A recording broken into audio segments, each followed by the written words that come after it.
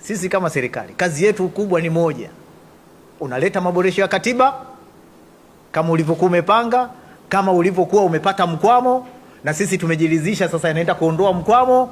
Kwa hiyo mchakato utakaoendelea, klabu ya Simba ndio itaweza kuwaeleza jamii kwamba wataanza wapi, wataelekea wapi, au wameishia wapi. Sio kazi ya serikali au ya klabu. Sisi kazi yetu ni kuidhinisha nini? Maboresho ya katiba, na si vinginevyo. Mimi nikisoma kanuni ile, kanuni ya 18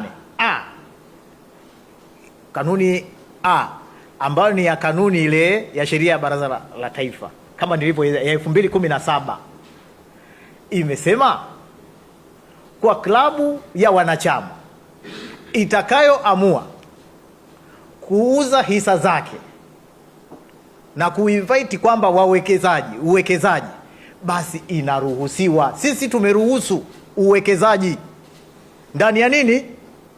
Ya klabu. Sijui tunaelewa.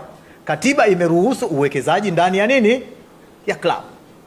Watakuwa wawili, watatu, 4, 10, 20. Ni klabu ya Simba yenyewe ndio itakayoamua kwa mujibu wa kanuni. Hii imeruhusu nini? Uwekezaji. Na mimi neno uwekezaji linaeleweka. Lina umoja, lina wingi, lina nini, limebeba maudhui kwa upana. Limetoa tafsiri kwa upana. Kwa hiyo hayo yote yatafanyika na klabu ya Simba.